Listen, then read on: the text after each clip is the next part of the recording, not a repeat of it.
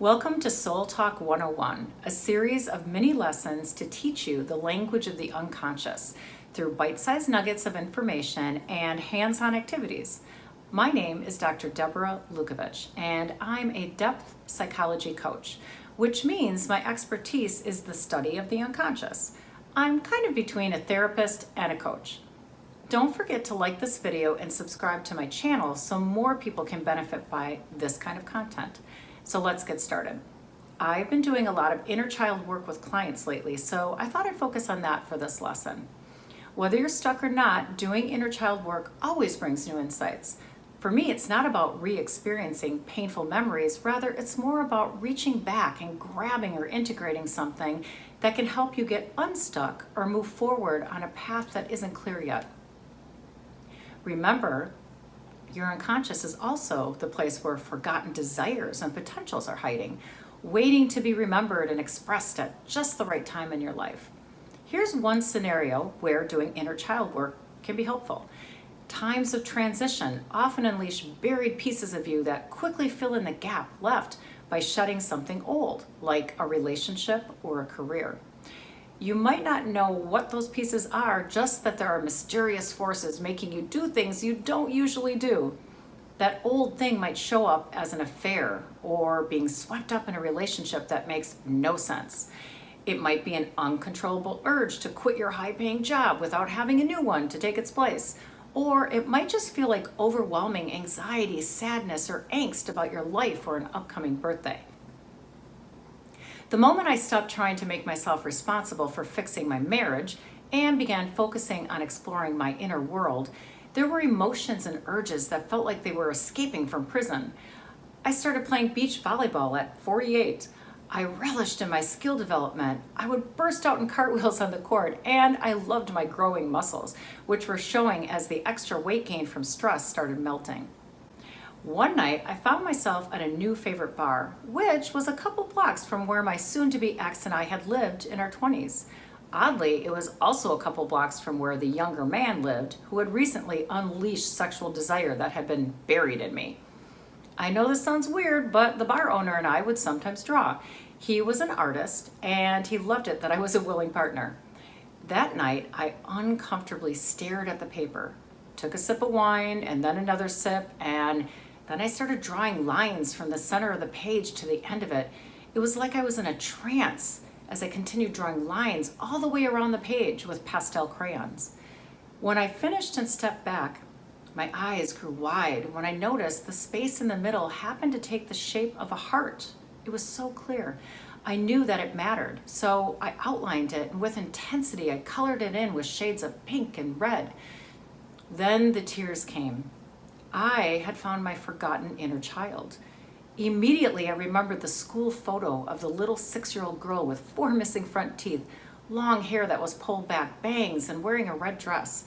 I'm pretty sure that memory represented life before the severe bullying began in school and would last for the next 3 years of my life. Surrendering to the vulnerability of drawing opened the doorway through which my inner child reached me after decades of perfecting my persona of strength. I couldn't ignore her anymore. She wanted to be seen and to play, and like a typical 6-year-old, her exuberance would be hard to contain from time to time, which caused my inner lawyer some distress, but that's for another lesson. My inner child became an important guide as I experienced new depths of connection with my body, physically, sexually, spiritually, and I remembered my love for art, dance, writing, and psychology, which are now all part of my new mission, brand and business. The other reason to reconnect with your inner child is when you just cannot overcome a limiting belief. Your mind tells you you're strong and capable and lovable, but the feelings of unworthiness just sneak in and take over. Or you're trying to change a stubborn pattern of thinking or reacting. It's not a question of willpower, and you beat yourself up for sabotaging yourself. Are you ready to connect with your inner child? She or he is waiting for you, waiting for a loving hug, waiting for understanding, or to skip into your life and lead you on an adventure. We're going to do some active imagination now. So get comfortable, close your eyes if that feels safe. Take a huge breath in, hold it, And then sigh it out for a count of 6. Do that again. Now, there are a couple of options here, and you will know which one is right for you by how your body feels. The first is to go back and visit your inner child, wherever and whenever your imagination takes you. The other option is to invite your inner child to visit you in present time. You may find that your inner child wants something from you, like a hug or assurance that you remember her or him. Or you may find that your inner child is the one who wants to make you feel better or remind you of something. During this active imagination exercise, just see where your imagination leads you. And remember, you always have a choice of whether to continue or to hang back and be an observer or keep on going. Like I said, you'll be able to feel your way. Now, with your eyes closed, see where your imagination begins this journey. It might be way back in early childhood or your teenage years, or it could be when you were a young adult. It might start at a painful memory or at a place where you felt safe and had fun. Just be open to being led. Or you may have invited your inner child to the present and just observe where she or he wants to meet you and what they want to do. When you arrive, observe where your inner child is. Are you hanging back as an observer of some scene from your past, or are you face to face with them? Do whatever you're comfortable with. The purpose is just to let your inner child know you see them. Where does your imagination take you now? Pay attention to the scenery, colors, smells, sounds, your emotions. The story might go on, or it might be short and sweet. Do you want to approach your inner child? What is their reaction? What emotions are they feeling? How about your emotions? Do they speak? Do you want to speak? Do you want to say, hey buddy, or hey sweetie, I know what happened. I see you, I'm here now. Do you feel they need a hug? Give her or him a hug. Do they want to hug you?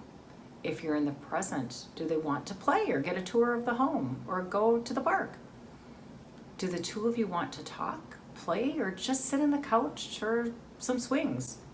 Just allow your imagination to lead for as long as you want. If you've just been observing, that's okay. If your inner child isn't ready for you, that's okay too. Don't have any expectations. How are you feeling? Do you want to stay? If you're ready to go, be sure to ask your inner child if they want to meet again, and maybe ask what they'd like to do next time. If both of you are feeling it, embrace, hug, smile, laugh, say you're so glad you got together for this play date. Take your time and come back. Take a breath, open your eyes, and just linger in what you're feeling. There might be tears. Tears are great. It means something is already shifting. There might be laughter because you remember how darn adorable you were. There might be a huge aha or a flood of memories. My clients always become fond of their inner child immediately and want to go back and visit soon. Your inner child is a part of you after all. For many, their inner child becomes a new partner in their life. For some, their inner child helps them remember to play and have fun. For others, they remember how empowered and carefree they once felt, and they're able to call on that now. What are your emotions right now? How did they change throughout the experience? You might feel a shift or nothing at all. Don't have any expectations. Your unconscious will be processing something, and the aha might come fast or might come slow. I highly recommend that now you go for a walk or move your body in some other way, or dance, or even cook a homemade meal. All activities that help process the experience. Also, set aside some time to journal or draw the experience and reflect about it over time. You will be alert to things you weren't before. I hope this lesson was helpful, and if it made you think of someone else that might also benefit, please share it. Thanks for attending Soul Talk 101. Don't forget to like this video and subscribe to my channel. Visit my website, deborahlukovich.com, to get more free content like blog posts, podcast episodes, and information about my coaching services and my new book, Your Soul is Talking. Are you listening? Until next time.